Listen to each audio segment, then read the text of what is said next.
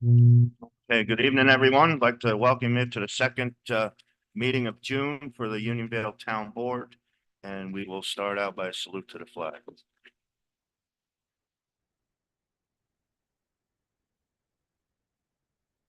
I pledge allegiance to the flag of the United States of America, to the republic which stands one nation under God, indivisible, with liberty and justice for all.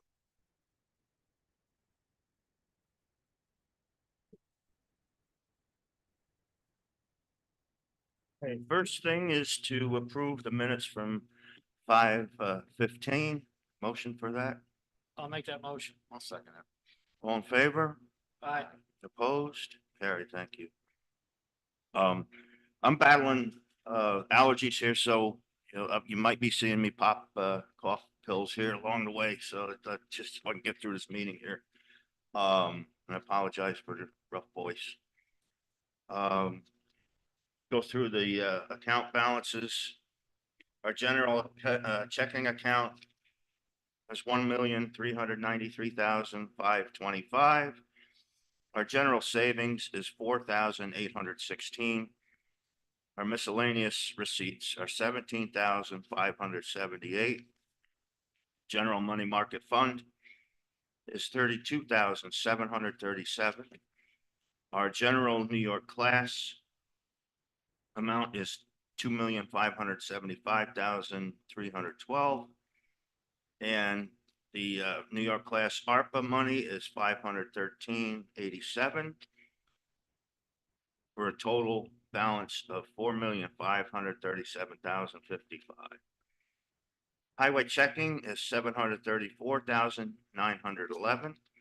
Highway savings is 102,125. Highway money market is 22,250. Highway New York class account is 69,100. And the New York class reserve account is 145,896. The highway total is 1,074,281. And the grand total is 5,611,336.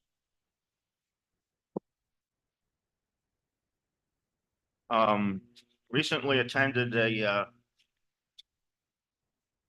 regional EMS meeting with the county. And I learned there that with the installment of the 24-hour paramedic service, that Unionville now has one of the lowest response times in the county for EMS calls. So while your taxes went up, you're getting a lot in return for it. And it was a good move by the fire commissioners on that. We have received $574,000 from FEMA for the West Clove Mountain bridge washout, and putting that into New York class while we figure out where we're going with that. And Ed will have more on that later. Also, I'd like to request to move the Blueberry Drive discussion to the end of the highway superintendent report, so we can address that while he's here. A motion on that? Yeah, motion for that, please. Make the motion. I'll second. All in favor? Aye. Opposed? Okay, thank you. And I'll have, yeah, that's the end of that. Councilman Welsh, anything? Yes, I've just recently obtained a lot of information on town financial status from through all of last year, and of course the highway funds, which is a lot of worthwhile information, as well as other accounts. And I'm going through it just to see where we're at, and appreciate getting all this. Councilman Cardelani? I'd like to second that, and then I'd just like to give a little public service announcement. Today, on my regular day job, one of our garbage trucks almost caught on fire for people not recycling properly. So I just want to bring that up to everybody in the town as well. Just please make sure you clean your bottles out, make sure all the chemicals are out of them. Also, make sure you're not putting bottles, batteries in your recycling or in your garbage. Could potentially cause fires. So with either the garbage company that collects your garbage or the recycling center, it could potentially cause a hazard. I just want to make sure everybody knows that, and we all stay safe out there. That's all I have. Thank you. Thank you. Councilman Derlin? Okay, Councilman McGinty? Like to report, I spent some time this past weekend going around some of the local some of the local businesses here in town. Looking to get, donated gift certificates, that we could raffle off for Community Day. I'd also like to remind the residents to check on your elderly neighbors with this heat snap that we're having. Not all of us have air conditioning, running air conditioning, or can afford air conditioning, so, keep an eye on your neighbors. That's all I got. Okay, thank you. Town clerk report. Thank you. So Emily has basically returned almost full time, who is my deputy, as well as George Kolb's building and planning and zoning clerk. So that is good news. And also I have a public service announcement too. Bears are very much out and about, and the best thing to do to avoid a visit is to keep your garbage inside except when it gets picked up. That's all I have. Okay, thank you. Ed, highway. Okay, we'll start off with our paving. 2024 is complete. I scaled it back once we figured out that we may have a major project up on Blueberry to do. Blueberry was also scheduled to be paved this year. So taking that money and putting it aside for the drainage issue. The shouldering is done of the new paving, the blacktop. Mowing is underway, and that just is perpetual. We just keep mowing. We had a large pipe on Mac Road replaced. We did that in-house. Made quite a savings. The guy had it, our crew had it done in 2 days, which the road was never really closed completely for more than a few hours at a time. As Steve mentioned, we got a lot of FEMA money. I'd like to thank Betsy for starting that process. And I'd really like to thank Steve for his due diligence to follow it through. So in total, it was well over $600,000 that we got through FEMA. Very good. Reimbursement for damages last year, and then some monies to go ahead and do possibly the bridge on West Clove Mountain. It's in disrepair at this time. All right, going to Blueberry. Blueberry is a major project. Just the drainage side of it, we're looking at about $160,000 worth of pipe material and labor. On top of that, we've got to pave it, which is another 91,000. And I'd like to have Peckham Road come through and do like we did on Bloomer and a couple of other roads a couple of years back, where they reclaim the road because the base under that road now is clay. So when the reclaiming process, they'll grind the surface up as is all the way down to the base, inject Portland cement, regrade the road, and we'll compact it, and then we'll pave over that. So with that added in, the total cost of Blueberry is in excess of $360,000.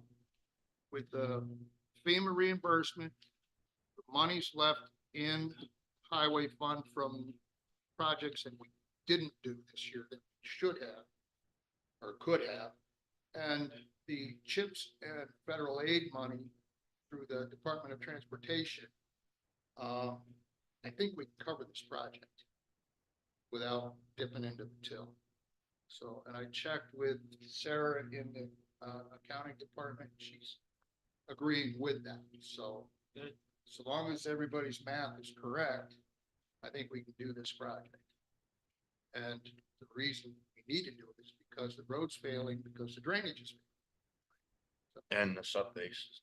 Yeah, well, over time, I'm sure the original road construction was done correctly, but it was on top of clay, and over time with the freeze and thaw cycles, the clay infiltrates into the base material that was put down, and that's why we have to have a spongy road. Ed, do you think our road specs are satisfactory to avoid this kind of problem in the future?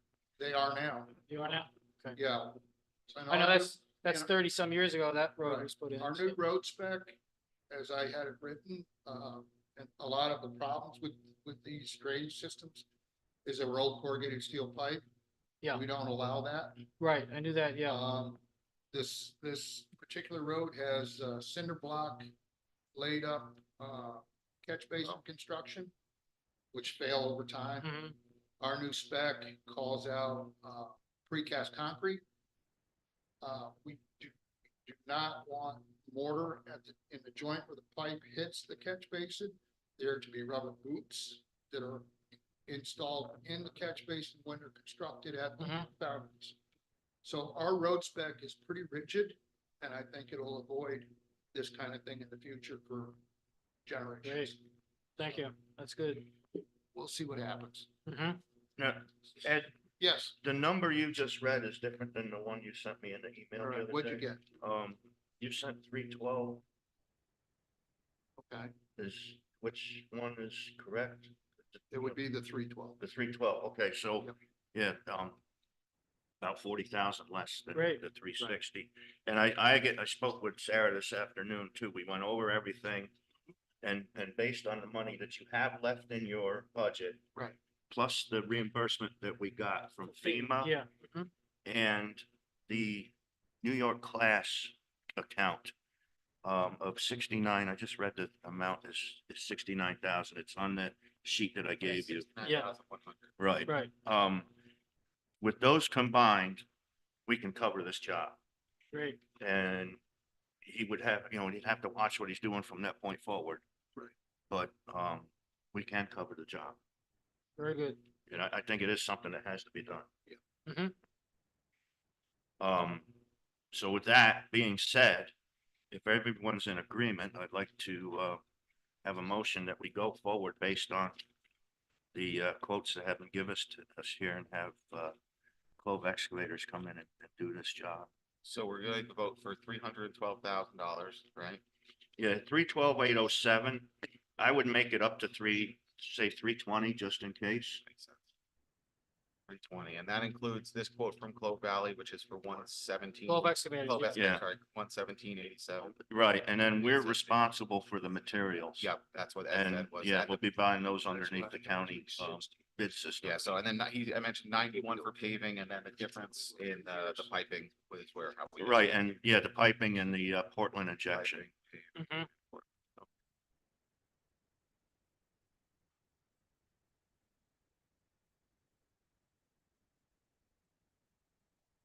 How, are you comfortable with those numbers, Ed, or what do you think? Tallying up as we speak. Okay. So I think what we have here is kind of a worst case scenario already. Right.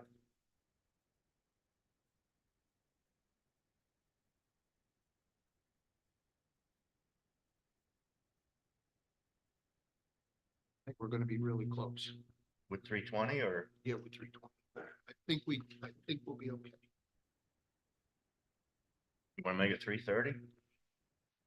We have it. Is it an auction? Well, I just don't wanna have Yeah, the no. thing stop and wait for Yeah, us to approve It's not more gonna save money. any money by having a higher approved amount. Right, I mean, if the money's there, it's there. That's it. let's go belts and suspenders. Yeah, I mean, we'll only use what we need to use, but like you Yeah. said, we don't want the thing to Yeah, come to the fall, streets and yeah. fall, yeah. All right, so we'll amend that to up to All right. 330 Okay, on the amount. all right, I'll make the motion. We go with Clove Excavators, spend up to $330,000 for Blueberry Drive for, upgrading the road and the drainage as Ed, outlined. I'll second that. All in favor? Oh, you know what? Let's do a roll call vote on that. Councilman Cardelemi, Yes. Councilman Welsh, Yes, Supervisor Frazier, Yes, Councilman McGivney, All right. Councilman Derland. Yes.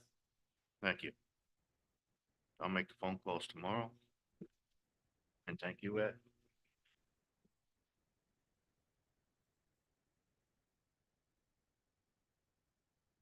Got a question for Andrew. Is there any way we could find out where all of our drainage easements? I will figure it out. Like that- how to find out. I don't know off the top of my head. That- but I I know will you don't off the top. figure it out. would it be in the MS4 database? It could be, yeah, we have that annual report, there might Yeah, be something in think there. it should be in there. Yeah, Okay, 'cause I'm getting calls from people that want me to clean out their drainage ditch. yeah. and If you're not Not ours to responsible, do. yeah. I blame it. And then they're like, well, you're supposed to do it. I'm like, "It's ours."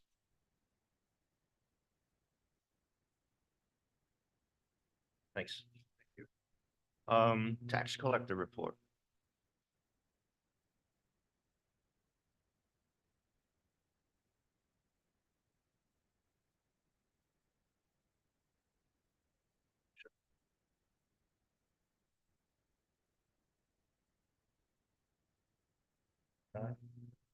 Good evening, guys. We closed out the year 95%. I submitted a check today to the town for the penalties collected.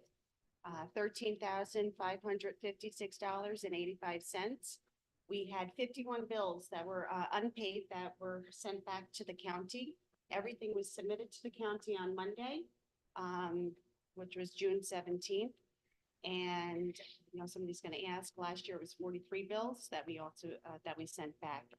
I do have a question for the board to talk about at another time. We've had a dollar fee for our mailings for quite a few years. Andrea and I tried to go back and we couldn't figure out how many years it's been for the unpaid.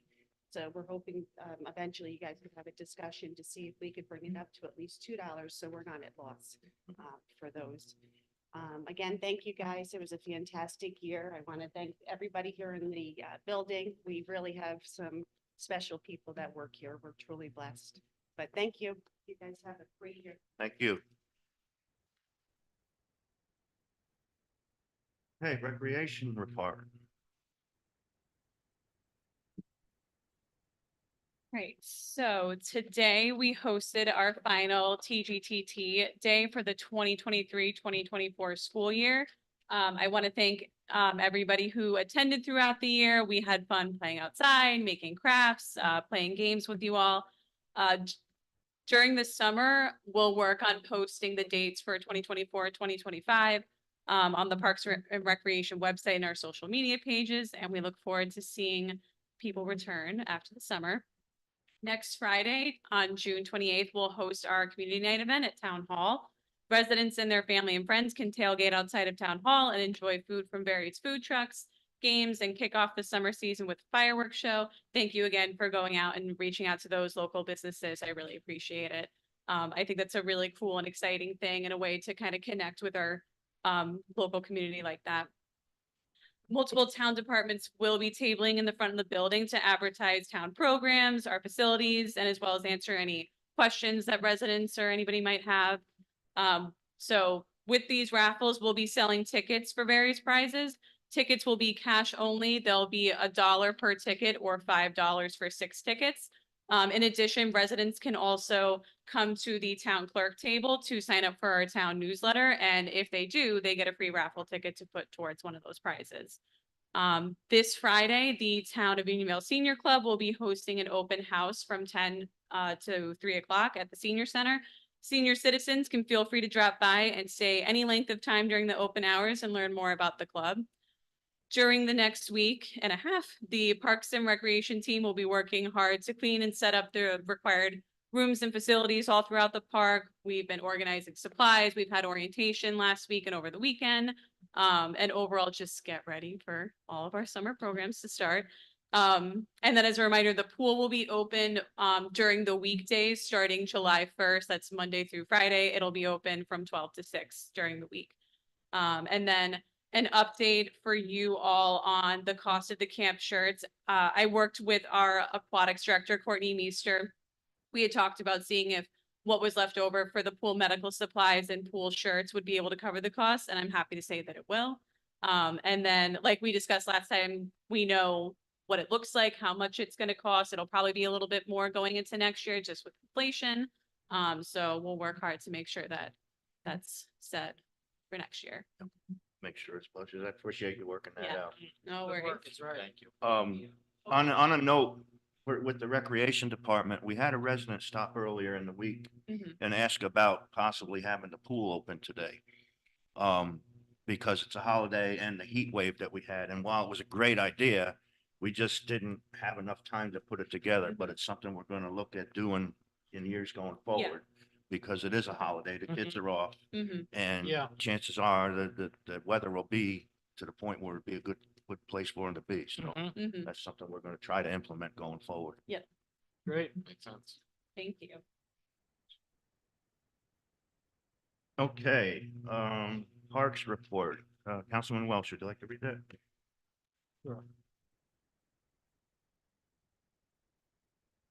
Okay, the pool has been running well. We painted the section inside the pool house that had to be rebuilt and repaired a portion of the diving board that was rusting. We had started brush hogging the taller areas in the disc golf course to keep it in check and hopefully help people avoid losing their frisbees. We have gotten the last of our new portable toilets. This one is located at the recycling center. The new company was very helpful and quickly delivered it, so there was a bathroom available there for the weekend. We are still getting the grounds and park facilities ready for summer camp, summer rentals, and equestrian center events. We have begun prepping around town hall and the adjacent fields for community night. I want to thank the Parks Department. That filter replacement that they did down there at the pool, I followed that job. It was a tremendous effort. They had to take one of the walls out. The tank itself weighs several thousand pounds. They worked out a way to get it inside the building and replumbed it and had it up and running in time, for opening day. That was a great effort on their part. Yeah, because that tank's been in there since the pool opened Right, tonight. right, yeah, So yeah, original to it was a major job to get done. yeah. Councilman Carlemi, would you like to read the animal control? No problem. Animal control report for the month of May 2024.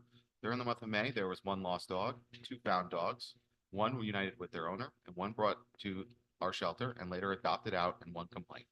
Respectfully submitted, Mary Jane Cowell. Okay, thank you. Councilman Derlin, would you like to read the library report, please? It's time to share some updates from the library. The library will have a table for Community Day on June 28th. Residents can sign up for a library card, get bookmarks, and other assorted items. Karen has been working to build a seed library for our residents. Residents are encouraged to stop in to see what is available. This is a first step in becoming a sustainable library with the MHLS and ALA, American Library Association. As a reminder to all residents, digital content and ebooks are available. If you are having trouble logging into Libby or do not remember your PIN, call the library.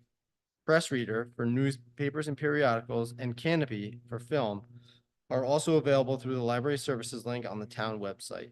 In addition, Karen recently donated the following to our library of things: a neck massager, air compression boots for neuropathy, circulation disorders, foot massager, weighted blanket, compression socks, and games and puzzles.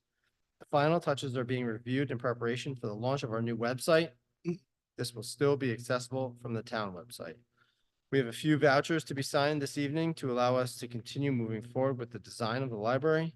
As always, if you don't have a library card yet, call, stop in the library, or email the library director at director@uvlibrary.org or through the link on the library services tab on the website.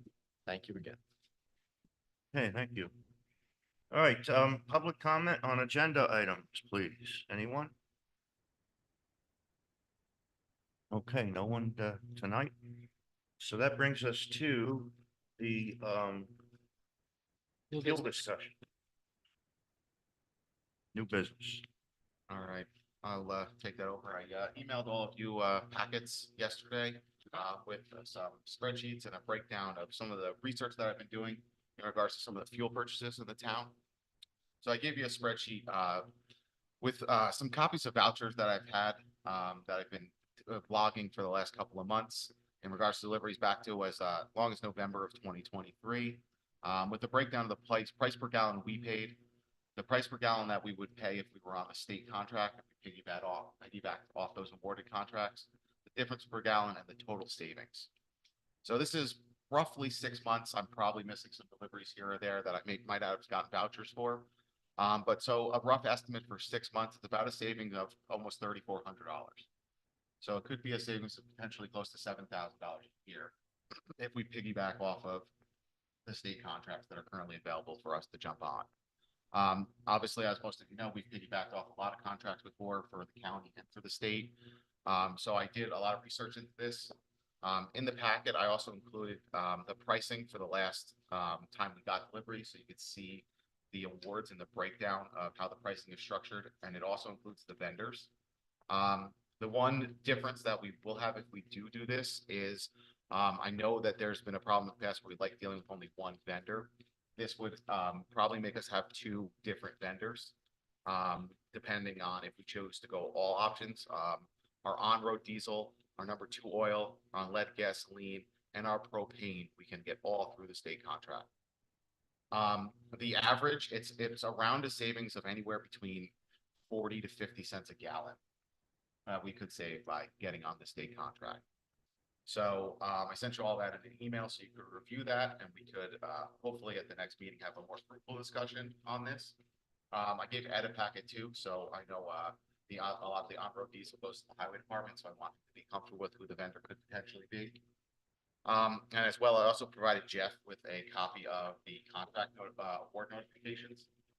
So these are all, for all these contracts, this is the copy of the notifications that have been awarded through the state and how we can join on to this, the piggyback off these state contracts. So we can pick any one of those vendors and use them. Yep. State price. Yep, so they are awarded by county. Right. So if we picked, let's say we picked on-road diesel, it's Global Montello who actually owns a terminal in Newburgh. So they would be our provider for on-road diesel. And then it varies. They also do gasoline as well. Propane would be through a different company. So that's the only issue that I've heard of that we've had in the past, is having multiple vendors for this. But you know, if we ease into this, I think it's something that we could easily put in place. I have a question on this. With the vendor that owns the depot at Newburgh. Yep. Who transports the fuel? Does that vendor have transportation, or do they give it to somebody else? Yeah, so the pricing includes transportation. So all the pricing we get includes transportation. I'm not sure if it's them themselves or they sub it out, but all the pricing includes transportation to our facilities, Right in our tank. right in our tanks. The difference with minimums or anything? No, there's no difference in minimums. The only place there's a difference in pricing based on the amount of gallons you get is with I think it was the unleaded gas. So I put the pricing for the least amount of gallons. It's over 550 gallons, you get a cheaper price, but our deliveries are never near usually 550 gallons. Now some are actually, but most of them are under that. The only place to get that delivered is the park, right? Park and the highway. They get unleaded up there? No, sorry, unleaded is only park, sorry. That's what I Unleaded, thought, yes, yeah. unleaded is only parks, yes. Mhm. Okay. So it's just something for us to review and look at. I gave you all the documents, the spreadsheet to try to make it a little bit easier instead of trying to go through page by page of the documents. Yeah, that's very much an eye opener. So that we can look at this and then make a decision. In the past, the bid list has been based on commodity price plus a sale, a markup price on it. And I'm not seeing that on this year. And it was kind of that was a safety feature, that they wouldn't try to suck you in with a lowball price and then raise it. So a little concerned about the method of the bid list here. Yes, what I'll do is I'll forward you the awards. So Okay, you can see the way they're awarded to the vendors. yeah, So it will, I think it'll give you some ease in that, of how they awarded it, how the prices are guaranteed. And like I said, I compared it for 6 months. right, yeah, no. And you that's did it's a good amount of savings. The only thing that the least is actually the unleaded gas is the least amount of savings, but the on-road diesel and the number 2 is the biggest savings. That's our biggest. use. Yeah, that's our biggest use, so there's, so we can go through this, and like I said, I'll send you all the awards, so you get a little bit of better understanding of how they're. Right. Very good, thank you. Okay, thank you. Okay, we're back to old business, and we will start with the records room AC unit that last month I explained had left the room, and they should need a replacement. We now have 3 quotes here. The low quote is temp control for 9,880. That's the company that did the replacement for this room a year or so ago. And then the high quote is 11,400 and one in between. Right. We have 55,463 in the building maintenance line that could cover this job. Are these quotes apples to apples? Yeah, no, what I did, I wrote the specs out and gave them all the same spec sheet, what we wanted. Good idea. Yeah, because that's what I wanted. I want to make sure that we're all, and I have, he's actually specified the equipment to be commercial grade equipment. And that's what all this is, and it's a complete replacement of the compressor, the condenser upstairs, and The outside unit. the piping in between, Mhm. Now I see Folks, or air handler rather. I see Folks has warranty information. I'm assuming since it's the same based on, because it's all the same equipment. So it's the warranties are the same through each vendor, or is that something, do you know if that's something extra Folks is throwing in their quote? Most there- of those warranties are manufacturer warranties that are Yeah. just passed on.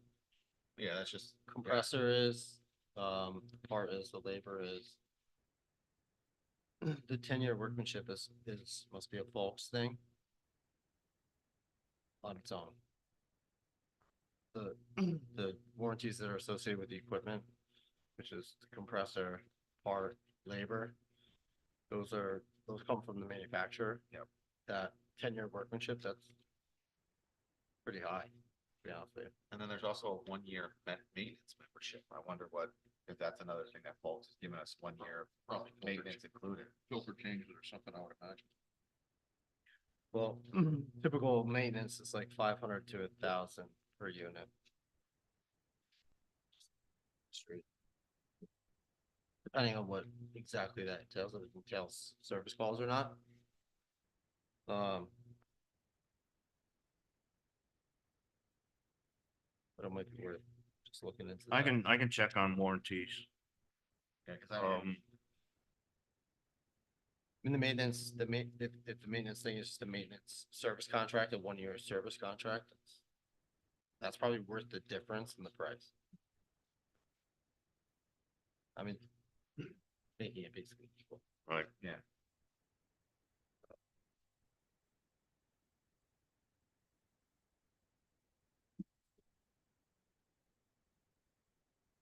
How does I think about warranties?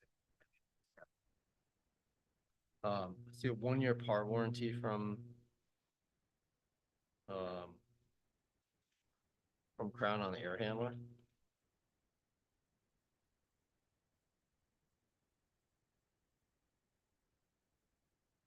But if they're the same, if we're doing apples to apples and the air handlers are exactly the same. Yeah, they're all the same.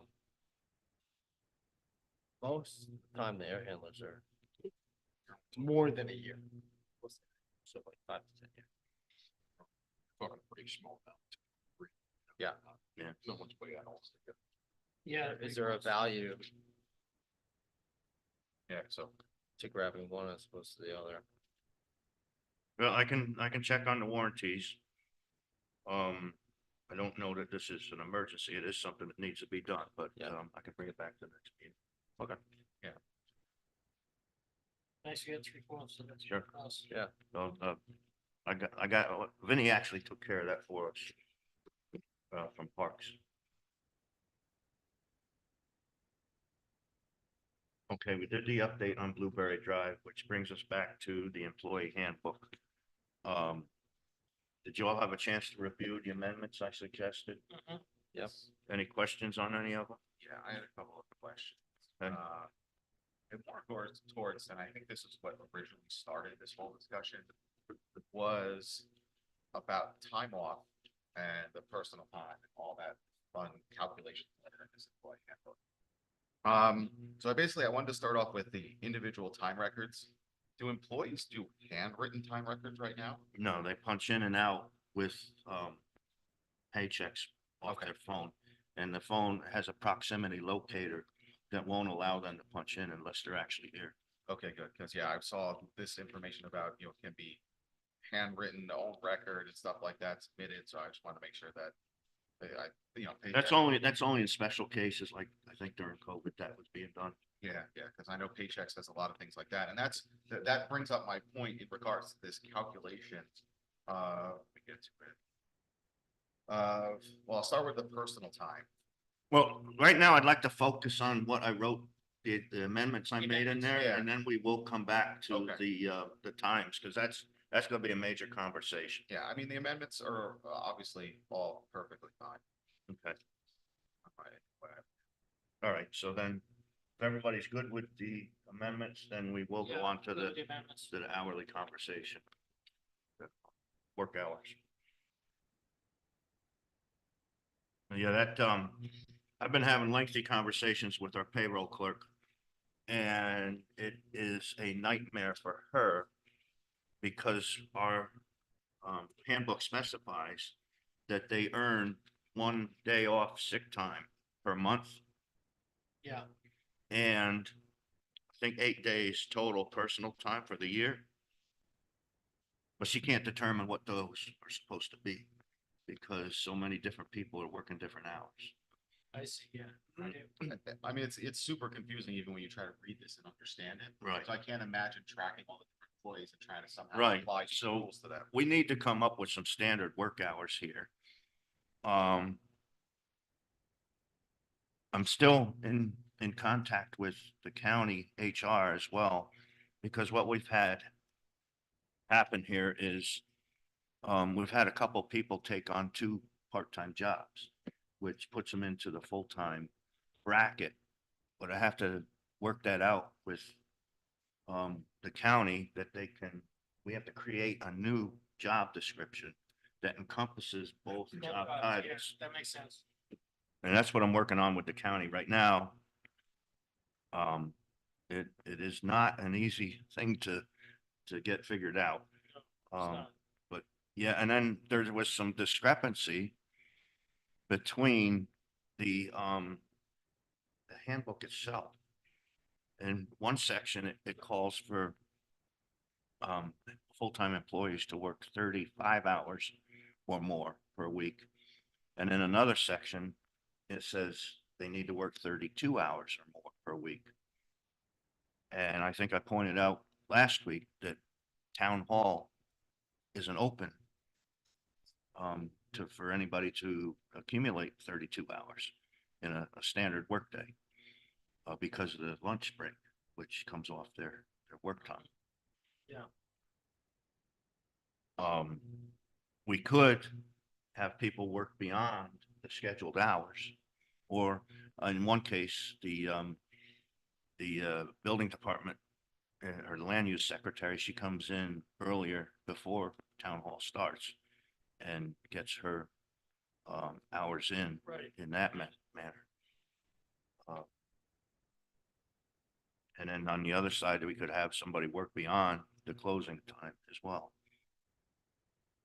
But, would mean we'd have to come up with additional payroll to satisfy the needs of the handbook.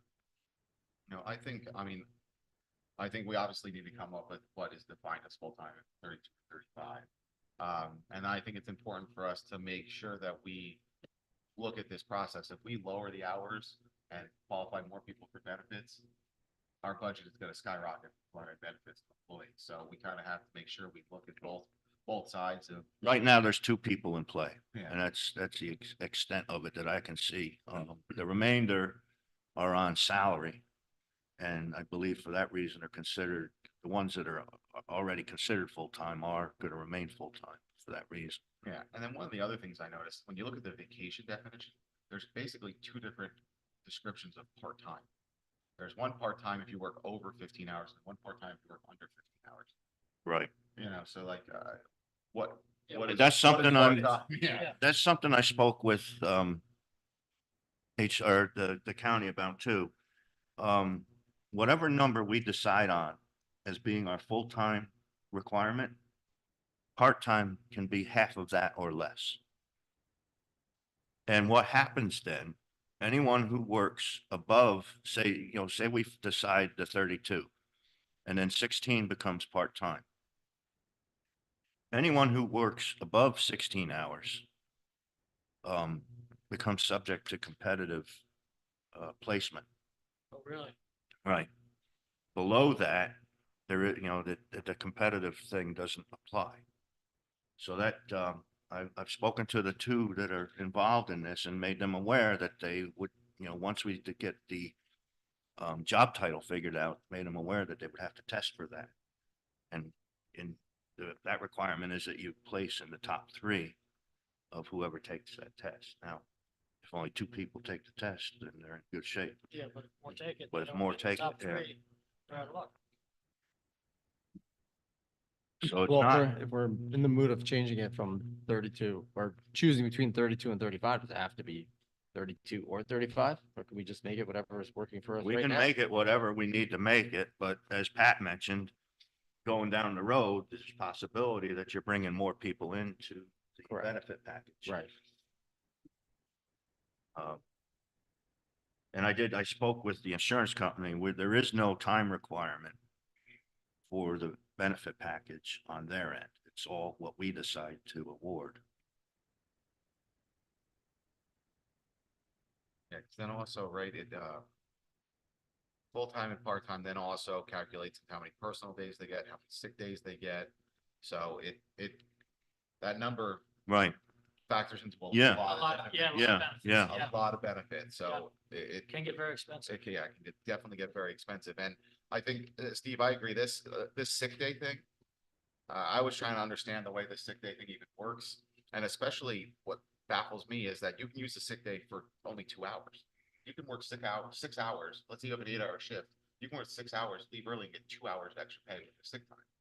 Well, the way it works is you accumulate one day, Yeah. whatever that work day is, say in the case here, in an ideal situation, it would be 8 hours. That goes in your bank as 8 hours. Your sick time is listed as hours total, not days. So if you need to take a partial day, then you just withdraw the amount of time that you want. And you don't get paid for the whole day unless you take the whole day off. But you get paid for that amount, and then that amount comes out of your bank. You know, if somebody needs to leave early for a doctor's appointment or something like that, then they only get charged for the time that they've actually left. But there is a minimum requirement of 2 hours. Yeah, I saw that, and our payroll clerk is the one that does this, or does Paychex do this calculation? Well, she sets up paychecks. Yep. And then once the data is entered and how each person accumulates their time, then the program does it itself. But the issue Setting it up is, is the problem. yeah, setting it up is because the current employees aren't working the same number of hours every week. And that is what's causing all the confusion. So what we've done is taken an average number of, you know, for this year, I've taken the average hours per week and using that number right now to supply the sick, you know, the paid time off. But it is very confusing to her. And it shouldn't be.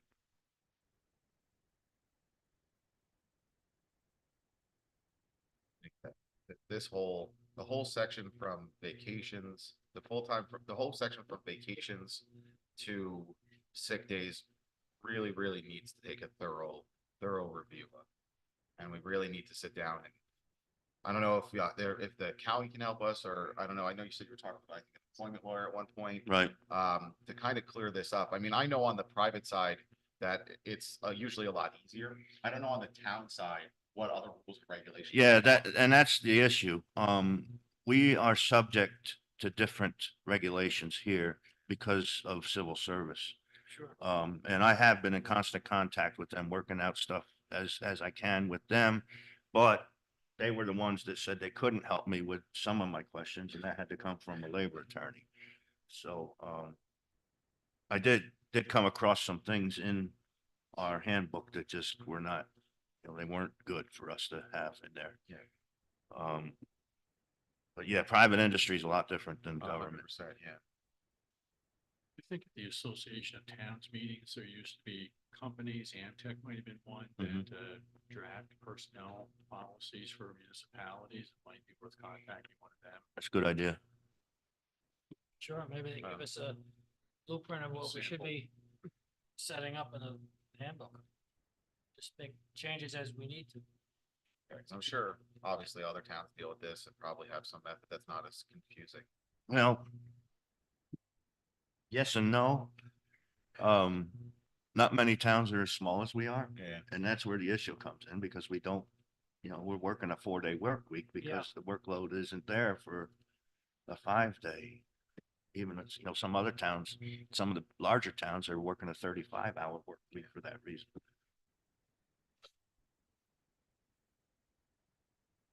Yeah, I mean, like I said, I think the amendments are perfectly fine. I think it makes sense, the changes that were made in here. I think it just, yeah, we definitely need to do some cleanup on this. It's, Yeah. it's confusing. Yeah, it's too ambiguous. It is. All right, so I'll call Association of Towns and see if they have anything up there that can help us out. But, yeah, we do need to nail this down. Come up with some policies and that. I know a lot of things occurred during COVID and some of those haven't been canceled, and I think that's something we need to look at as well. Yeah,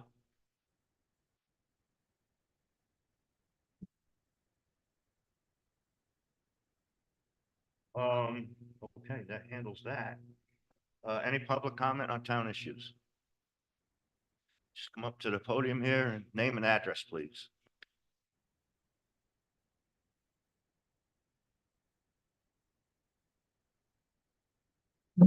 Richard Ott, 27 Riley Road.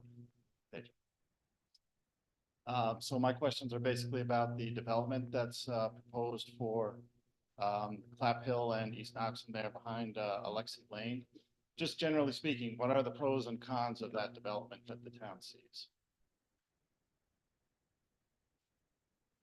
I guess that would be a matter of opinion. I'm here for yours. Yeah, it's supposed to be, I can tell you what it's gonna be. You can determine from there, I guess, what the Okay. pros and cons are. I have my own opinions on that. Well, I'm Um, here for a lot of them. yeah, it's supposed to be 48 units of townhomes. They're gonna be all in one area, separated, I believe, by 2 roads. Yes. Two Yes, roads 2 roads. separating the clusters of homes. There is supposed to be a utility road going out to Clap Hill. I had pushed to have that made a thoroughfare for the project. And I think at the last planning board meeting, there was discussion of making that a Okay, I hadn't heard that yet, but I think that's a good idea. I agree. Because that would alleviate some of the traffic onto Knox and directly Totally. across from the school. So, That's what I know about it. okay. It's gonna be something different for the town, that's for sure. So I assume the town favors it. Well, what they've met the requirements of the town code. Okay. It's a start, I guess. Yeah, So let me tell you a little bit, because I was the chairman of the planning board through most of the process Thank you. of that process. Now they're moving forward with the current planning board. So the crux of this project was to hopefully start the development of our town center. All right, so our town center has had no development in it for over 20 years. The solar field is the last thing that's been installed in the town center. Before that, it's been a long time. So the thought through the whole town center rezoning was we need density to support businesses. We don't have any business in this town to help support the tax rolls. So instead of continuously come back to the residents for tax money, the theory was, let's get some small businesses in the town. So similar to most ways towns grow is you have to put density in, you have to get people to get businesses to want to be in the area.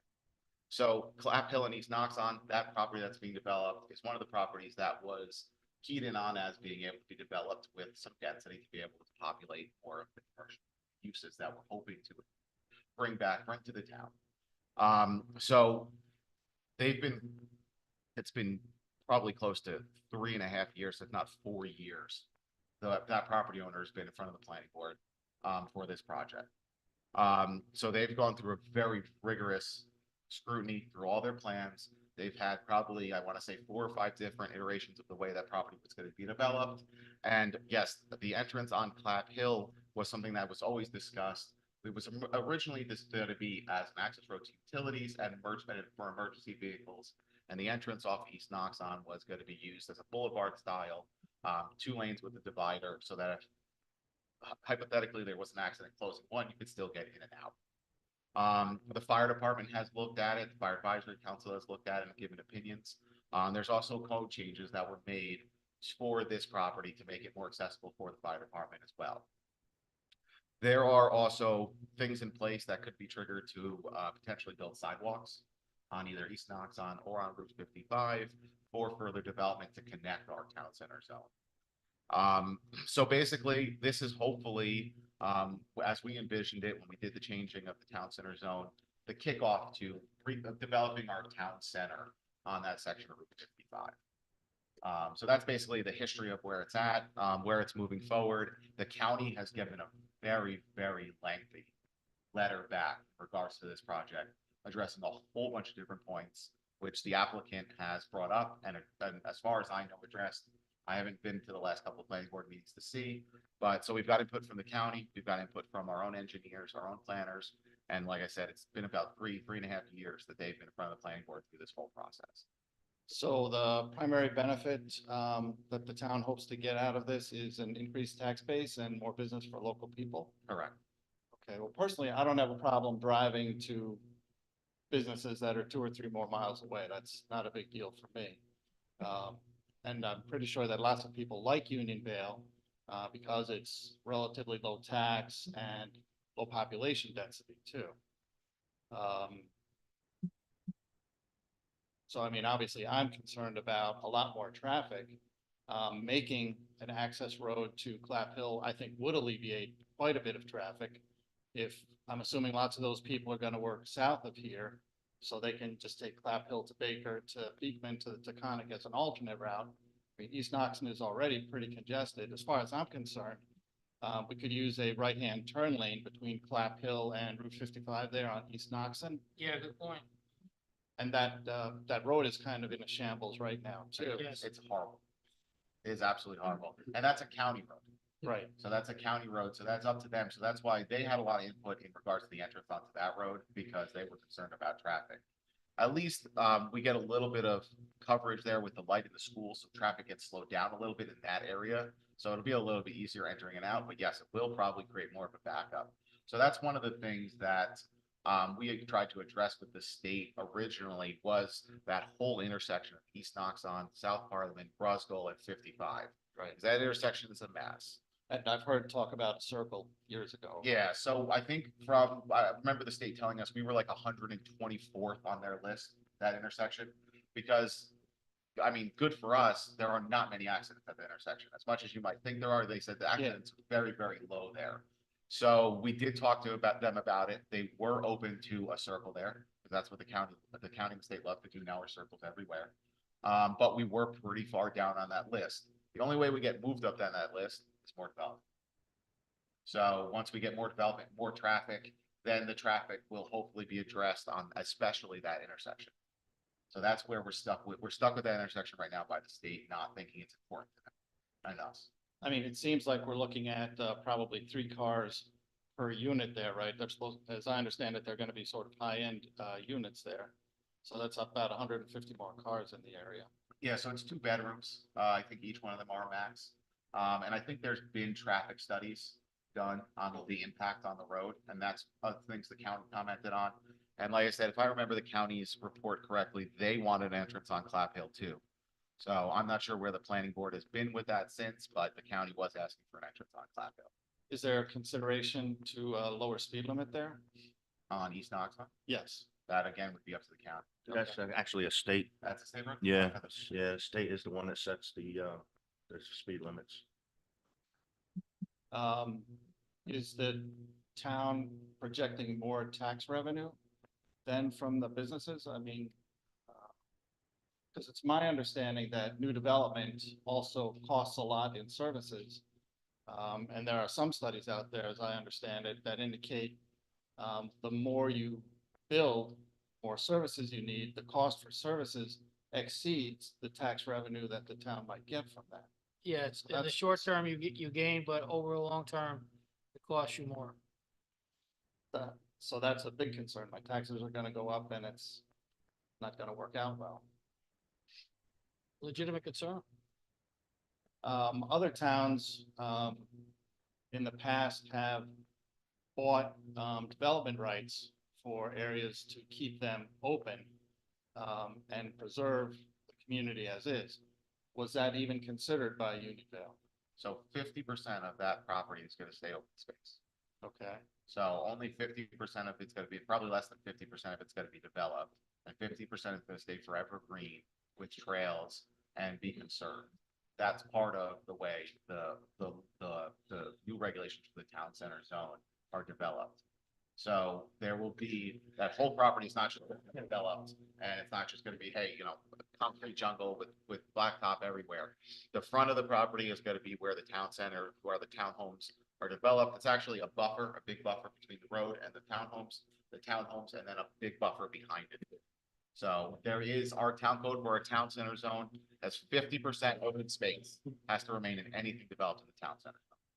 what portion of the space would be used for this housing? Is that the 50% or is it 25%? I don't know the numbers off the top of my head, but it's definitely less than 50. So there's room for more development there. No, it No. cannot be developed, It's gonna be kept. It's, deeded to not be developed. Okay, just those units and everything else on that piece, on that parcel is going to remain. Correct. Is there any plan for development between Clap Hill and Route 55? So there is one triangle piece there, 10 acres, I think, between that and the recycling center. There's been nothing, as far as I know, nothing brought into the planning board for that piece. Okay. It's my understanding that there might be, additional development in the works for that area. Are you aware of any of this? As far as I know, nothing's been brought to the planning board or the planning department for any new or other development.